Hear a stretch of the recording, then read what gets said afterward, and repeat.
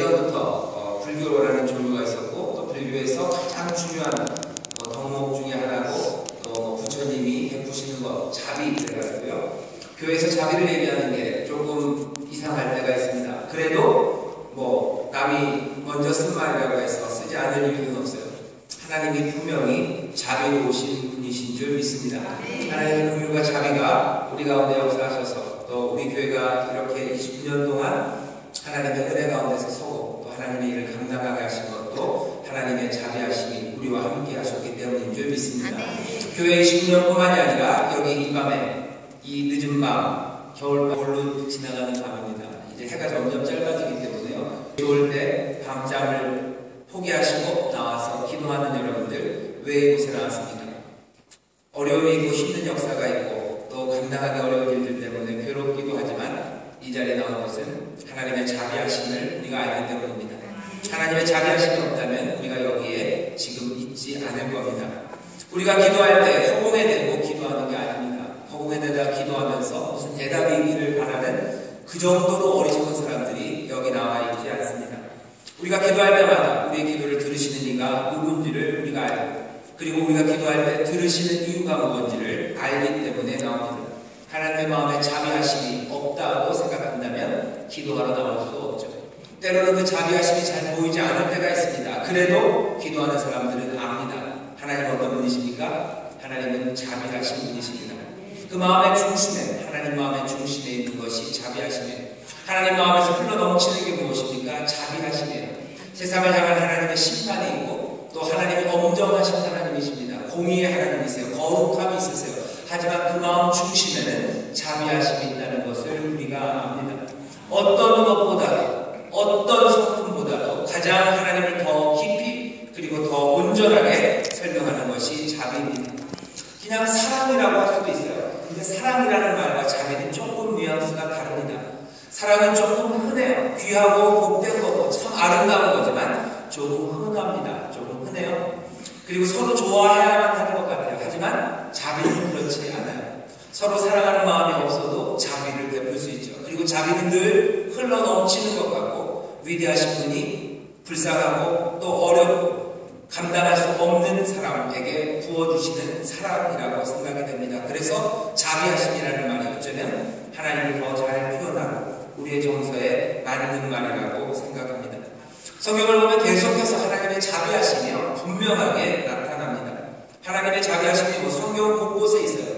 오늘 우리가 읽은 에스겔서에서 보면요. 에스겔서 앞에 보면 하나님이 굉장히 힘들고 화가 나십니다. 왜냐하면 에스겔이 살았던 그 당시 이스라엘이 말도 안 되는 일들을 해요. 정부를 다스리는 사람들, 공직자들은 부패합니다. 자기 이익을 위해서 사람들에게서 속이고 폭력으로 빼앗고 하는 일들을 해요. 제사장들이나 선지자들은 더 이상 하나님의 말씀을 전하는 것이 아니라 자기 마음대로 말하기 시작합니다. 사람들에게 그냥 평화를 얘기해줘요. 사람들에게 그냥 잘 될 거라고 얘기합니다. 하나님의 말씀에서 벗어나서 살고 있는 사람들, 그런 사람들을 향하여 책망하는 말이나 하나님의 준엄한 심판을 전하는 말이 전혀 없습니다. 사람들이 행복하게 만들면 다라고 생각해요. 제사장들도 그러고 선지자들도 그러고 또 사람들은 자기들 마음대로 행하면서 하나님의 뜻을 따라 산다고 우리가 종교적이라고 또 자랑까지 하면서 그렇게 삽니다. 그런 상황이에요. 자, 그런 상황에서 하나님이 뭐라고 말씀하세요? 이 땅을 내가 심판해야만 하는데 심판하실 수가 없어요.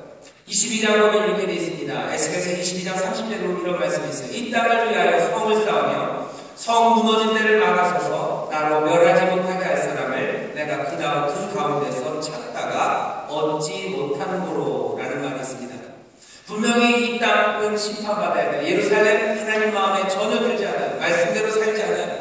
모든 게 다 거꾸로 됐어요. 심판받아 마땅합니다. 하지만 하나님이 거기를 급하게 심판하시는 분이 아니세요. 어떤 하나님이십니까? 누가 좀 나를 말려줄 사람을 찾고 계세요.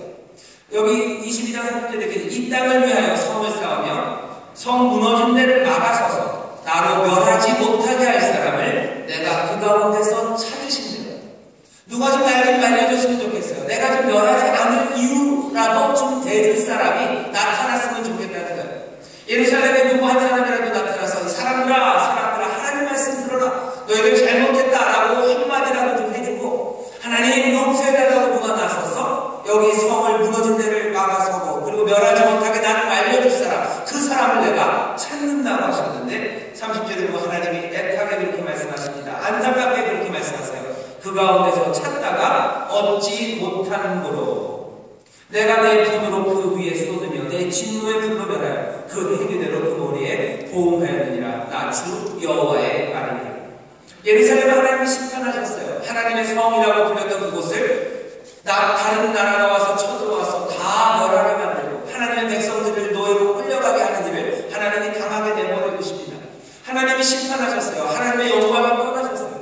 떠나지 않고 내가 영원히 여기 있다고 약속하셨는데 하나님의 그 약속을 깨뜨리시며 안타깝게 쓸쓸하게 그 영광의 자리를 떠나가십니다. 하지만 하나님이 그렇게 가고 싶어서 가신 분이 아니세요.